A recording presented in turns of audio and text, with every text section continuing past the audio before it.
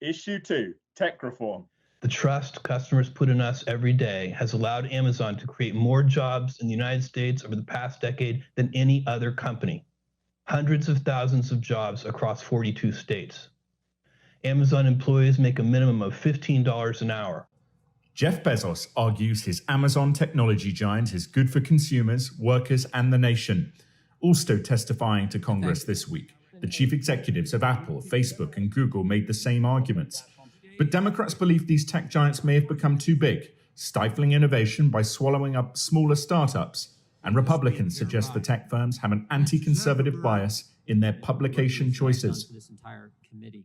Eleanor, conflicting signs from both parties in terms of what they want from the tech companies, but based on those tech companies' earnings reports this week, one might suggest the American people are very much in their favor, no? We have a tradition in this country, we don't like monopolies.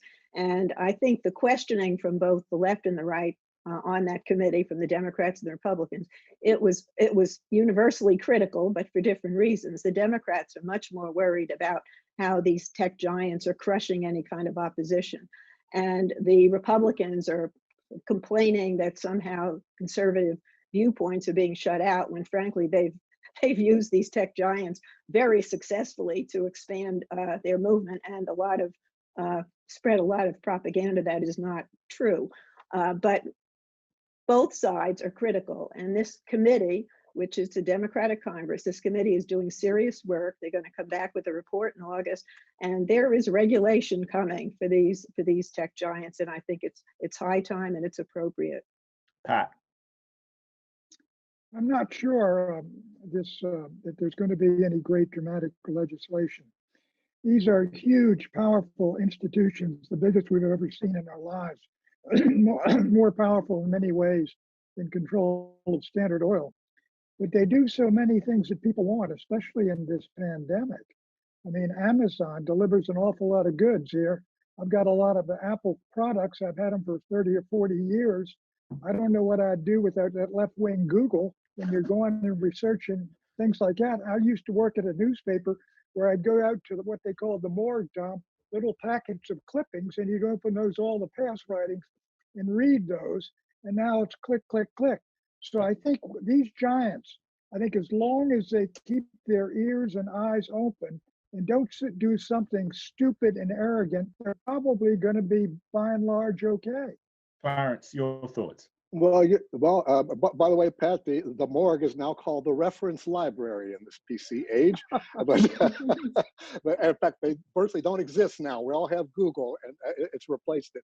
One thing about these hearings, whenever they bring the tech giants in for a hearing, as we learned in the past, a lot of members of Congress haven't really bothered to learn that much about how Google and the internet works. They learned more than they knew before, which is good. But it's not possible for our legislature, that's designed to move slowly and deliberately, to keep up with the changes going on out there. That's what happened when they broke up Ma Bell. Remember, they said we're going to have a lot of little baby bells, and before you know it, like an amoeba, they all came back together again in a different fashion. But it's very hard to prevent monopoly if the market is moving that way.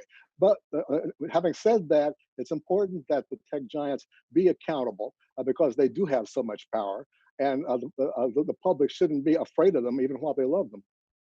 You know, Dave, one of the things that's interesting here, we think about Google and Google News, for example, where the curators post articles that they prefer. You know, maybe it's just my reading and maybe I got it wrong, but it doesn't seem that publications like National Review or the Federalist have as much play on there as perhaps CNN does. Maybe that's fair, maybe that's right, but is that something that concerns you? I mean, you know, we are concerned. I mean, the Federalist itself has had situations where people have tried, NBC News tried to get us demonetized. So yeah, I mean, it's an issue. But look, there's a considerable schism on the right over this issue, because the more libertarian free market wing says, you know, the Congress has no idea, to Clarence's point, what they're doing there. These people are creating millions of jobs, making all this money. They know what they're doing. The common good social conservative side says they do know what they're doing. What they're doing is silencing conservatives and showing porn to kids and creating a platform for predators. So I've got feet in sort of both of these worlds, But I'll tell you, I don't really mind the CEOs getting a little chin music and getting brushed off the plate a little bit. I think Congress needs to send the message that if they don't clean up their own act, which is preferable, the government does have the ability to step in and do some things. Eleanor, I'll just ask you a question and then you give your comments, but one of the underlying things in antitrust law is whether there is ultimately a measured benefit over a measured cost. And the litigation, I mean, do you think it's really feasible that we might see, there might be consensus on the Hill for this, but do you think there's feasible that we would see legislation in the coming years? I want to say we all love Amazon, but they have destroyed a lot of retail establishments, and they've done it unfairly. And we all love Apple, but everybody here has got to be confused. Once you get an Apple product, try to change it or get an app from somewhere else. I mean, they've got a chokehold on the marketplace.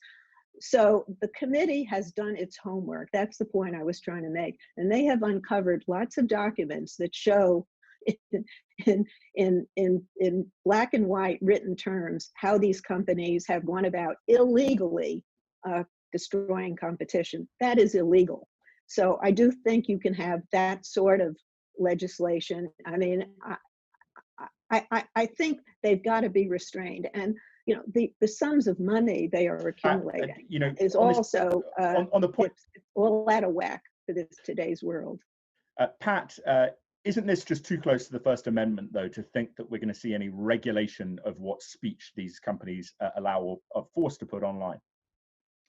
As Thomas Jefferson said, you know, in questions of power, let's hear no more of trust in man, but bind them down by the chains of the Constitution. However, I think that these institutions, they ought to be much more receptive to the kinds of attacks and disagreements and arguments they're getting. They've got a gold mine, and if they handle it right, they won't lose it all.